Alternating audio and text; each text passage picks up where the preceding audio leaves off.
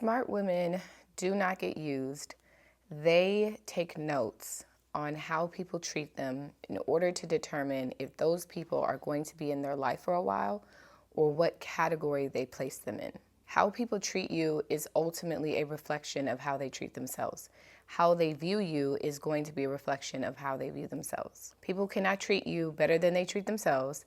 People cannot love you more than they love themselves. People cannot give more to you than they give to themselves. When we are asking people to treat us better, love us better, be kinder to us, and that person does not have the capacity to do so, this is when you have to decide whether or not this relationship is worth you carrying on with. I said it in my last video where that man who was diagnosed with narcissism and is on a healing journey, so I don't want to shade him, he is on a healing journey.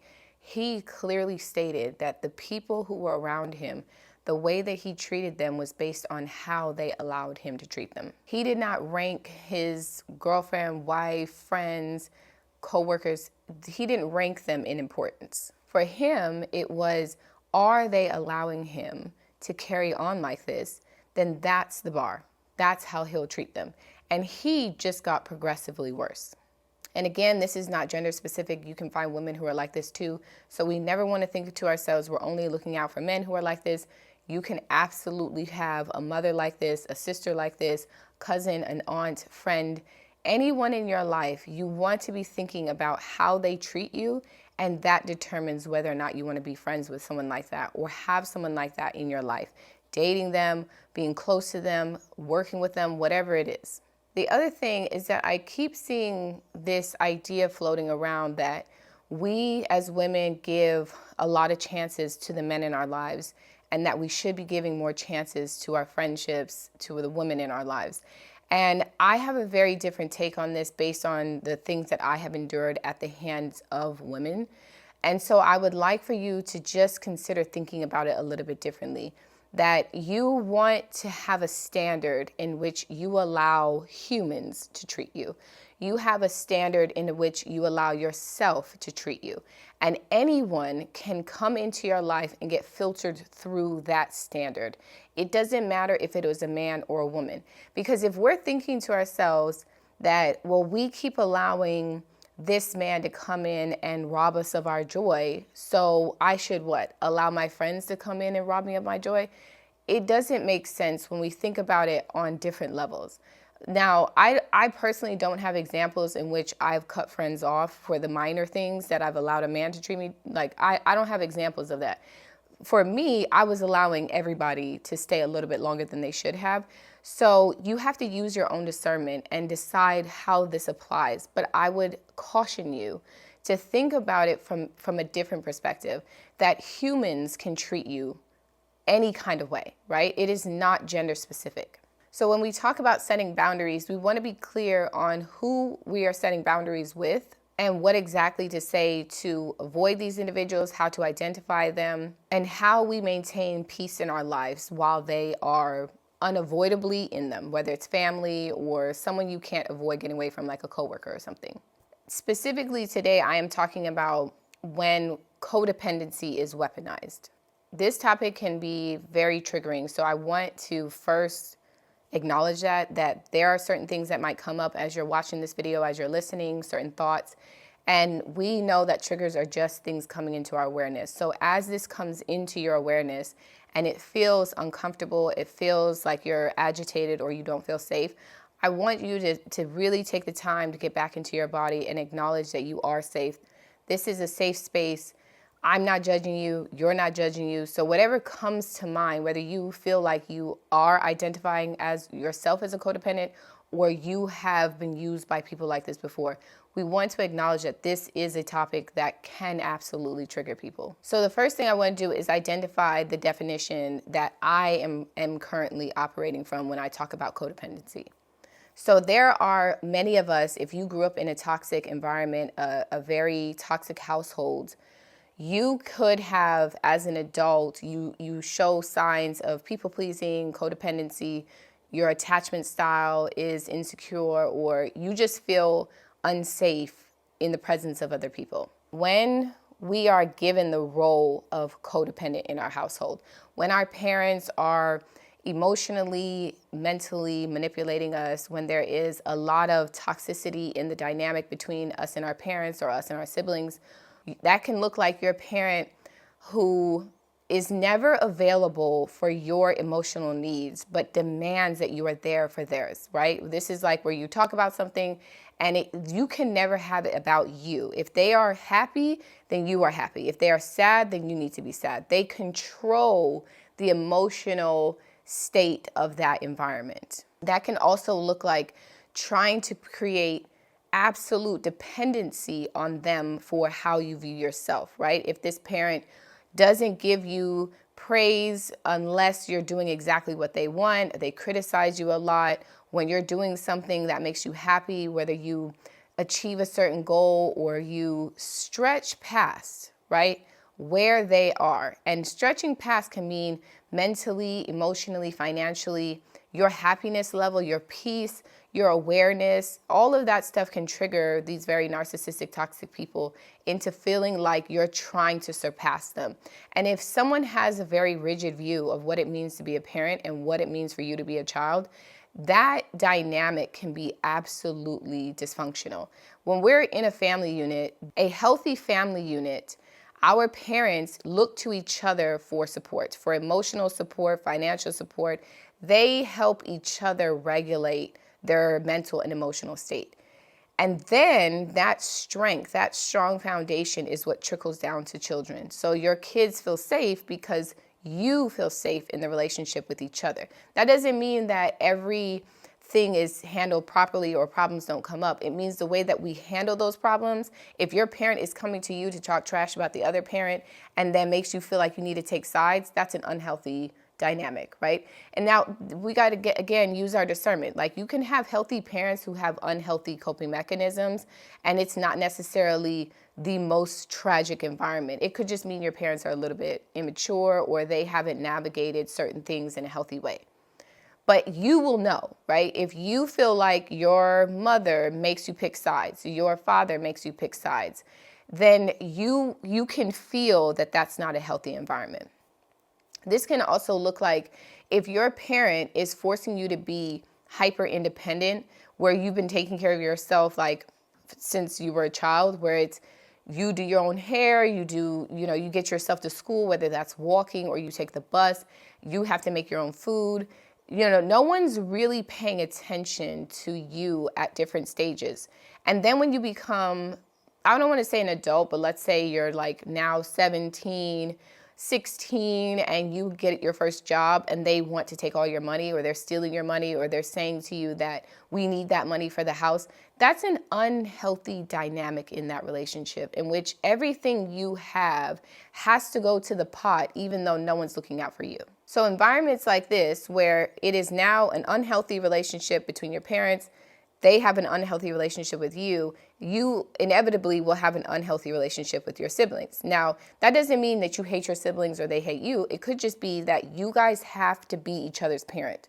You have to rely on each other to somehow provide what your parents were supposed to provide. And this can turn into an unhealthy or dysfunctional, distant relationship, because if one of those siblings decides to go off and live their own life and they left that other sibling behind, it can cause now that same dysfunctional relationship that your parents have with each other, that you have with your parents, you now have it with your sibling, where they expect you to be a parent when you are not. They expect you to somehow cater to them in the same way that a parent was. Also, I find in these relationships, in these unhealthy family dynamics, you typically have one person that is like the scapegoat. And that is usually the person, we call them the black sheep, right? That's the person who goes out and actually becomes more successful than the rest of the family or the rest of the siblings or whoever it is, right? Because they've had to rely on themselves so heavily that they know how to navigate life, right? Even if you're that person and you still have like things that you're trying to work through, like unhealthy coping mechanisms, it doesn't mean that you're not able to thrive. It means that the areas where we're thriving, whatever approach we have, we want to break that down into actionable steps that we can then apply to other areas of our life. This is how we become successful, is that you're seeing how the way that you show up at work is really helping you get the promotion or connect to people or be very good at your job, but you can't seem to have success in relationships. What is it that you're doing in that relationship, in that dynamic, in that environment that you can take into your relationships? This doesn't mean we come to our relationships with like a clipboard, like it's a board meeting. It means that if you are more patient with your peers, your coworkers who aren't understanding, then you want to take that same level of understanding to your relationships. If you at your job are the person that hires and fires people, if they are not performing to their duties to the level that they should be, and there are so many chances that you give at your job, but ultimately if they're not a fit, they're not a fit and you let them go, you want to still take that to other areas of your life.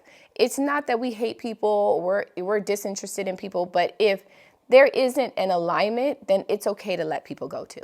So when we think about codependency as a role that we were slotted, right? Do you see how you're being made to be dependent on that person? You have to be the person who's catering to siblings or your mother or that relationship. You're the peacemaker in a family. You're going to then go out into the world and you're going to seek relationships that are very familiar, whether that is friendships that are like this or romantic partnerships. And you may not have the capacity or awareness yet to see that is the same exact environment. You may not even link the two. You could just see that, well, I am the person that's like constantly trying to make everybody happy and I don't know what's going on. But if you don't stem it back from your childhood, you're going to blame yourself. And then it makes it a lot harder to even navigate that space. This can cause depression. This can cause a lot of anxiety. This can cause us to feel lonely or lost in life, like we don't know what we're doing or where we're going. So we're breaking it down so we can see it more clearly. That is when we're given the role of codependency. And that's not what I'm talking about today. I can do another video on that, but I'm just saying if you were in that role, you were slotted in that role, what you want to do is give past versions of yourself love and grace. You want to acknowledge it for what it is, and you want to say that that version of me did the absolute best that they could with what they had available to them. They knew nothing else. And this is why we say, when we know better, we do better. So as those versions of you gained more information and more knowledge, they showed up in the world in a way that was more in alignment with who they truly are, which is why you are who you are now. And so our ability to expand becomes more potent and more available to us as we're aware of who we are and how we became to be that person. So today, the kind of codependency that I'm talking about is when it is weaponized, right? And this is from the toxic, narcissistic people. So if you think back to my example of being gifted that role of codependency, the person who is weaponizing codependency would be the parent, right? Because this is the person who in that family dynamic has more of a perceived position of power. So this is the person who makes the rules, who brings in food, who brings in money, who can somehow control your level of happiness in your family dynamic. This also looks like, if we talk about romantic partnerships, this can look like somebody who presents themselves as very normal, very grounded, very happy, very healed. And in the relationship, you start to notice that a couple things are off. And this is why when people are like, well, these are the red flags, right? And you should have seen the red flags. That's actually not, that's like an oversimplification of what's actually happening. When somebody swaps faces, swaps roles in a relationship, that is a more calculated approach to controlling another individual.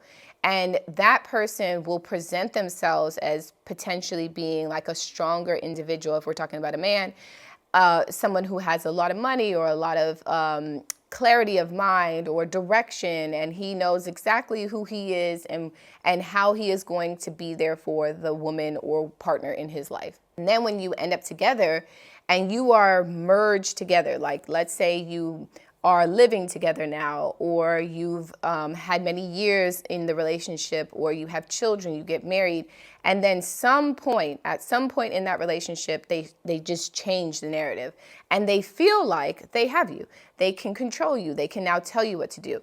The same applies to women. This is why I keep saying it's not gender specific. You could be with a woman who presents herself as very sweet, very kind, very feminine, very loving, and she wants to be a wife, or she wants to be with you and she wants to have kids with you. She is into the same things that you're into. And then the moment that you're together, that's when she changes and she is very bitter, or she is very angry, or if you have children together, there is just a level of nastiness that she presents when she is mothering her children.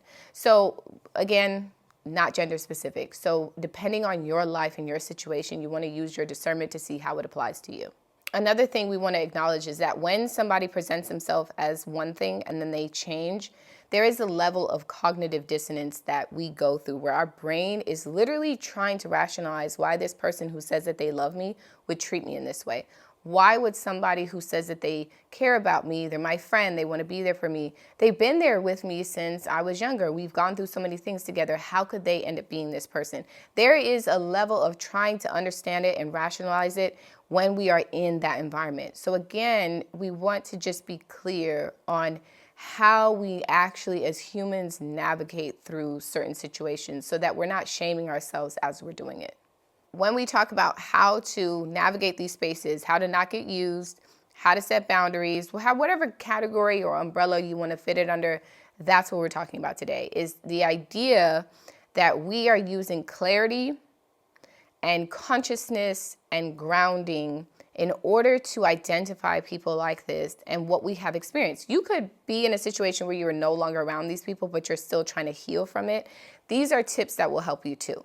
If you're currently in that environment and you're kind of getting those moments of like, this doesn't make sense, this is a little bit confusing, this is also going to help you too. So the first mindset shift is that you don't know the lessons someone else is meant to learn.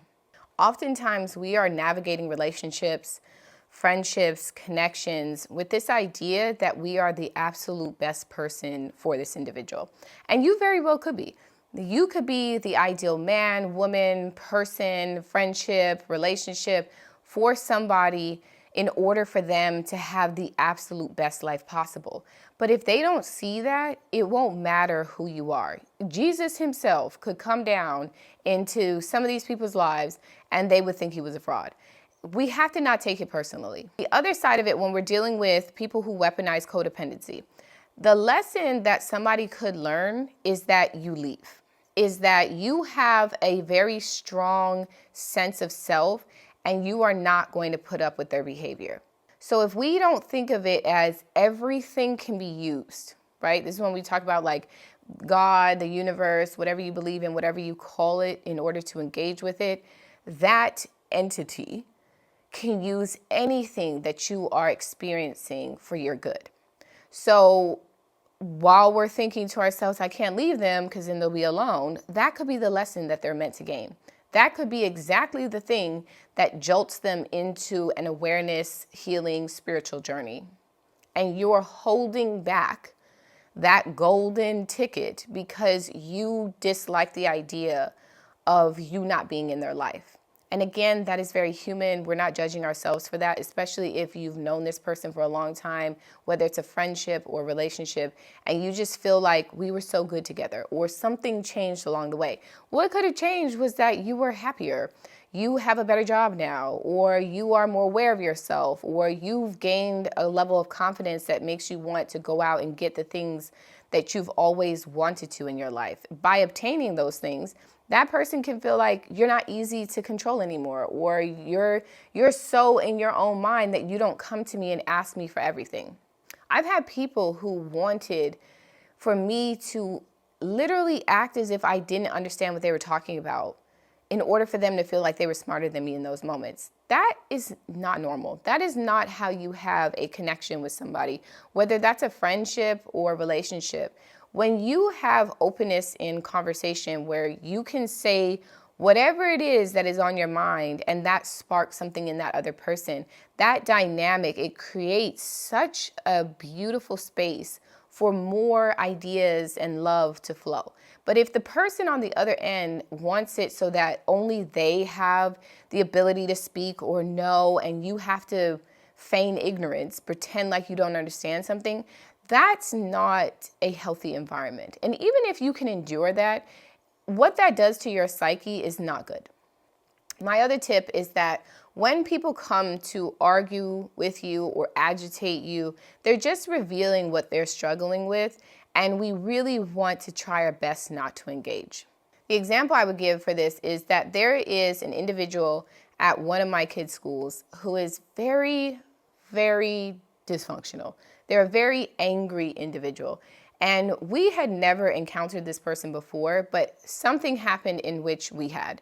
And by correcting his behavior, this being an environment where he was never used to somebody really telling him about himself, he disappeared. Like, he didn't come to the school for like 2 weeks. And then when he did come back, he tried to engage myself and my husband in the same toxic way that he saw that first engagement as. And I sat with my husband and we talked about it, where the best thing to do is ignore this man. There are some people where all they desire is attention, whether it is positive or negative, whether it comes at the end of a massive fight or it's just absolute destruction in their wake. They don't care. All that matters is that you paid attention to them. I truly believe this man sits around all day and is just ready for moments in which he can fight with people. And if at the end of the day, he's super excited and he's looking around for us to cause a problem, this is when we have to remember that we are actually in charge. Whether or not we give our attention or time to somebody is 100% within our control. So the better thing to do is to literally avoid this man, to have no possible chance of him getting that fix, that high from us, because there really are people who are addicted to negativity and to agitation. And if you think about it from a physiological level, when we think about our nervous system being in a state of agitation, being in fight or flight, when we feel unsafe in our bodies, there is that coursing of stress hormones in our body, and we want to calm that down if you're aware and conscious. But if you're not, you could think that that anxiety is what gets you going. Like, this is how I know that I'm on a simple level, right? Like, if you wait for a deadline because you're like, oh, that's what gets me going. No, that's stress. That is literally stress running through your body. And we want to find healthier ways for us to deal with the things that we want to or have in our life. And it's the same with this man. That is not excitement. That is literally stress. That is your body actually trying to find a way of relaxing. That is toxicity running through your body. And there are people who are like this, where they truly believe that their life is so boring. This is why sometimes we talk about when things are calm and we see it as boring. It's not actually boring. Peace in your life can feel boring if you're used to toxicity or constant agitation in your body. It doesn't feel normal for you. So we want to make sure we get into a place of where we don't even want to engage with those things. That's how we gain our control back. That's how we identify people who are weaponizing this constant need, right? If we talk about codependence, weaponized codependency, this can look like a mother who is, coming in to start fights with you or always does something for you, right? Like, let's say you don't have a car and they take you to work. Like, they're the ones who drive you to work. But today she just decided to not be there and, act like she had something else going on. Now, it doesn't mean that somebody couldn't really have something going on. I don't want to make it seem like that's a negative, but let's pretend that this is a very toxic, narcissistic mother. And now she's like, I can't come get you. I'm not available. And you're left without the ability to get to your work. But then at the end of the month, she's like, your rent is due, but it's less because you weren't able to go to work consistently because she didn't take you, right? Like, this is why we want to make sure that we are not dependent on other people. And again, if you're younger, I'm not saying that being dependent on your parents is weird, because I actually do believe we kick people out way sooner than we should. Like, think back, I'm in my 30s. Like, if I think back to when I was 17, 18, 19, I really didn't even know how life was structured yet. And for me, survival was the only thing on my mind. And I do think it's unfair the way that we don't help young people navigate life in a more full or complete way. And a lot of times that comes from our parents not having the blueprint because their parents didn't have the blueprint. Like, this is why we want to get clear on how generational traumas, cycles, curses, depending on how you call it, how that navigates into the next space. In science, that's epigenetics. So we want to be clear, there is a process in a cycle for everything. And in different spaces, it's called something different. And ultimately, depending on how you engage with it, that will help you navigate life in a more full way. And it will help you prevent yourself from blaming yourself for everything. And then being depressed or feeling a lot of anxiety because somehow you did it wrong and you weren't even given the tools. Another way that this can show up is like if you have a sibling, let's say you have a sibling who's always borrowing your stuff right when you get it, like it's brand new, you haven't even used it yet, and they want to use it and they want to take it, and they're disrespectful to your things. They destroy your things. They don't care about your stuff. They come to your house and they're rude. They leave your door unlocked without locking it. Like, so many absolutely ludicrous things. But when you try and confront them on it, they act like you're just so dramatic and this is so unnecessary. Another thing that I notice about people like this is they can cry at the drop of a hat. They love using tears as, again, weaponizing emotions, where somehow you'll be so distracted by how mean you're being to them that they're crying now that you're not going to hold them accountable. And again, this is why we go back to, is this person actually trying to understand and connect, or are they addicted to drama to the point where the best thing to do is to not engage? I.e., do not let them borrow your things. Establish a strong enough boundary where if they're asking for your stuff, you just say no. And if they want an explanation, the answer is no. It starts and ends with no. The next tip is that there are levels to this, okay?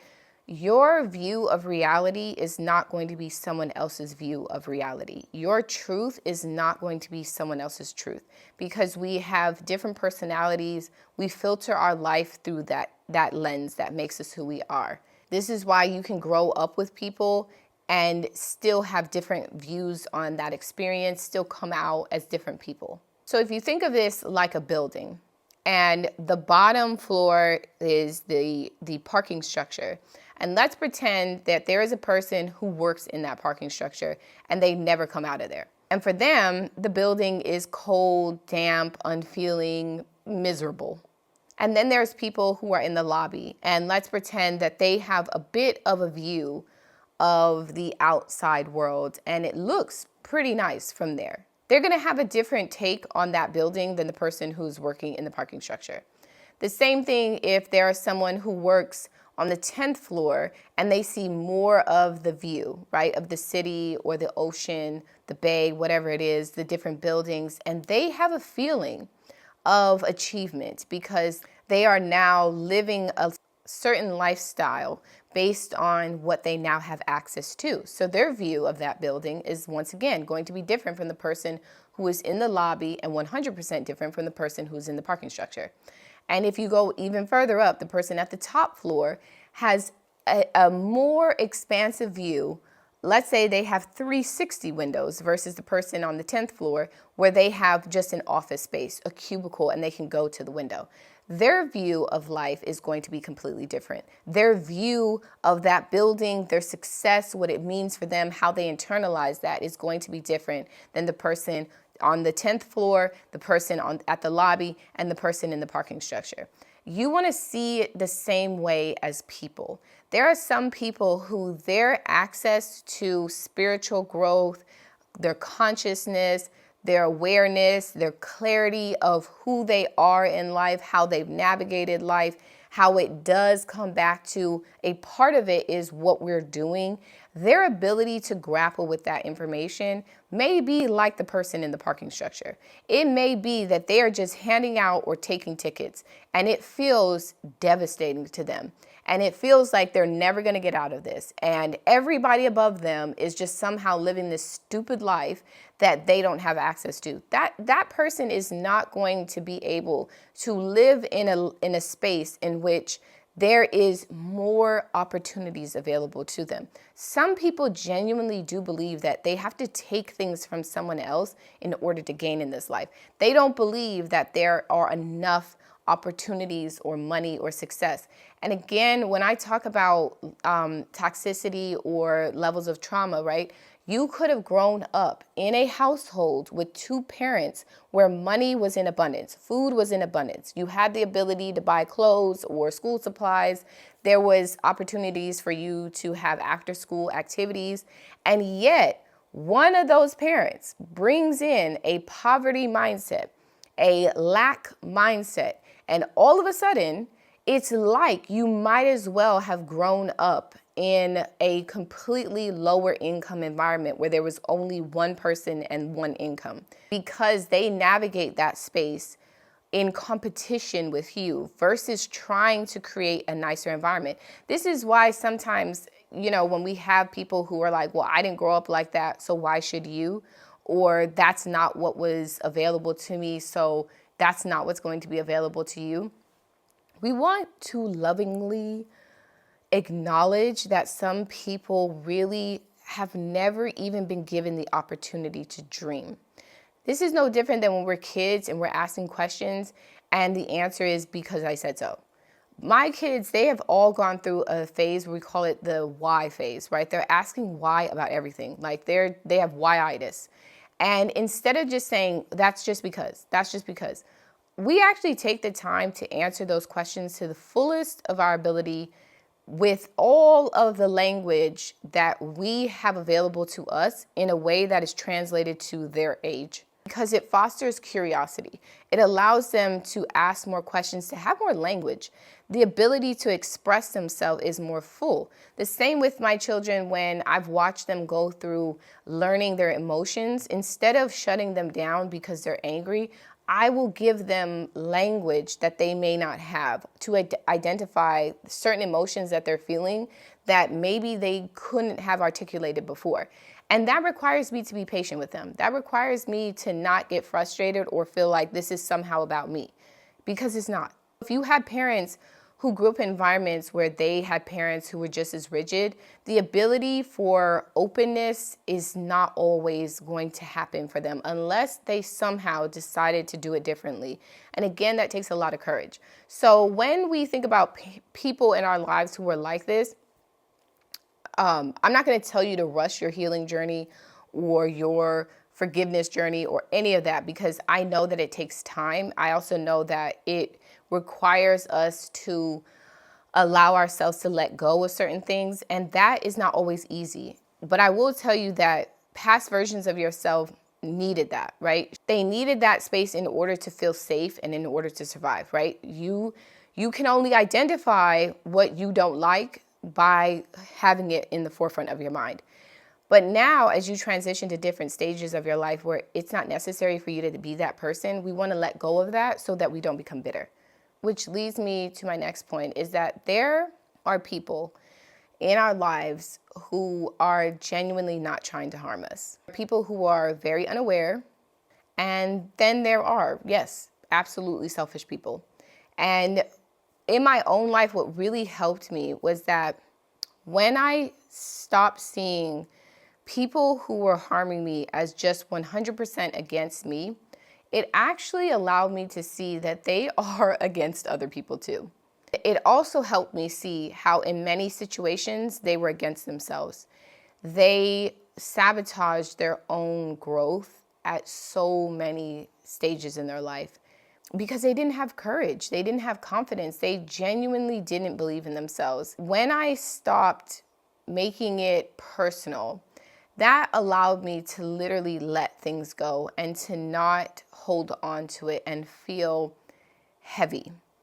This also helped with my own depression, my own anxiety, things in my life that really had the potential to rob me of my joy. So for me, like certain family members that were very aggressive, very mean, very rude, seeing them as people who were just incapable of even holding space for themselves made me realize that they could not then implement a system that they were not comfortable with. This does not mean that we then say, well, they're not capable of it, therefore I should be X, Y, and Z. Because again, we are identifying weaponized codependency and how these people show up. And we are getting clear on the fact that we do not have to allow people like this in our life. So we're using this as a tool in order to identify or filter these certain relationships or people through a different lens to see it more clearly, to ultimately release it from our need to fix it. So when someone weaponizes codependency, they make it your job to fix things for them. They make it your job to fix their happiness, to be responsible for their happiness, responsible for their finances. This is that whole thing of like, if you meet people who want to make you responsible for their finances, if they're in your house disrespecting you or your property, and then you kick them out and they're like, well, where am I going to go? How am I going to live? How am I going to survive? You would do that to me? You would do that to your own daughter? You would do that to your own sister? You do that to your own cousin, right? What I want you to do is to flip it. If you cared this much about not being out on your own, trying to figure it out, you would behave differently. Same thing when you have people who act like, well, you know, why would you cut certain people out of your family if this is like your child, or this is, you know, your grandkids, or this is your mom, right? Your brother, your uncle, whoever it is in your life that is doing this to you. Again, we want to flip it. If that person cared a lot about that relationship being intact, they would behave differently. For me, what I'd like to do is I think to myself, especially when it was, you know, people who were family or people who had just been around for a long time and felt like they owned me. And this was the argument that they would give, like who they were, like the role, the title that they held in my life. I would always think to myself, would I ever do this to them? Would I do this to you and then expect you to accept this behavior? Would I try and convince you that it was somehow acceptable, or would I apologize? Would I acknowledge what I've done and hope that you have the capacity in the room to forgive me, or would I shame you for establishing a boundary with me? And that usually answered it for me. This is why a lot of people cannot gain access to me, because the answer to that question was always no. And the level of disrespect that they were trying to make me accept was absolutely ludicrous. All of these things really do help us navigate life in a more intentional way with more clarity. But more importantly, it actually helps us with the building blocks for our self-worth, our self-identity, how we identify ourselves in the world, and the kind of person we want to be. Also acknowledge that you can change at any point. The things that I'm talking about, if you were the kind of person that, you know, let's say in relationships, you were constantly accepting less than you deserved and you were making excuses for these people, you can change that. If that person doesn't want to change with you or allow you to, then they're not the right person for you. Same with friendships. If you were the kind of friend who was also always paying for stuff, always doing things for people, and then you start to feel like, I don't even like this. This doesn't make me feel good, because I have other friends who are not requiring me to pay for things, or we take turns paying for things. In this relationship, it's like you want me to be your husband or something, and I don't like that. It doesn't make me feel good. You can change that. Just because that person isn't going to accept it doesn't mean that you cannot change it. No matter what happens, when you're trying to become more clear on your higher self, because I'm going to tell you right now, your higher self loves you, cares for you, and understands why you navigated life the way that you did. This is why we want to give ourselves grace and we want to be kinder to ourselves, because as we're transitioning into knowing better and doing better, it's going to require us to release any kind of guilt or shame that we would have normally carried forward. Think of it this way. If you struggle with this, think of the 2-year-old version of yourself. Like, just envision what that version of you looks like. Would you tell that 2-year-old that they were stupid because they picked the wrong friends in elementary school, in preschool, in life? Would you tell them how dumb of you to think that that person could love you, that they would care for you like that? Like, you wouldn't. You wouldn't. You would tell them that it was okay, that Making mistakes doesn't mean that we're less of a person. It doesn't mean that you've done something wrong. It means that you are learning and growing. The only person that you let down when you don't try to get back up again is yourself. That's it. The only person who is impacted the most by you feeling like it's not safe for you to love yourself is you. And in order to bring that 2-year-old version of you into the now, you have to calmly, lovingly guide them. When they ask why, and they get why-itis, you want to give them a full explanation. And then you want to tell them that they don't even need to know all the answers because they get revealed along the way. Your higher self wants to help you get into alignment. And while we are navigating that space of trying to unpack the things that caused us to not see certain people for far too long, and we're trying to shift out of this space of being used or feeling less than, we want to allow ourselves to understand that it is safe to do so. It is okay for you to have made the mistakes that you did, and that you are not judging yourself for how long it took you to get there. So again, this conversation is very triggering, can absolutely bring up a lot of emotions. So I just want to close it out by saying that you want to find ways to get back into your body. And one of the ways that I like to do it is breathing exercises. And no matter what exercise you do, whatever you look up, whatever makes you feel good in your body, just taking the time to take in a full breath and release that, and recognizing that you are safe in your body. It is safe for you to explore these things as things come up, right? Wherever you are, in your car or at your job or in your house or in the bathroom, no matter where you are, remember that it is safe in your mind to unpack these things and then let them go. It is safe to ask the questions and give yourself the answers from a non-judgmental space, from a space of love, from a space of expansion and kindness. That's how we change.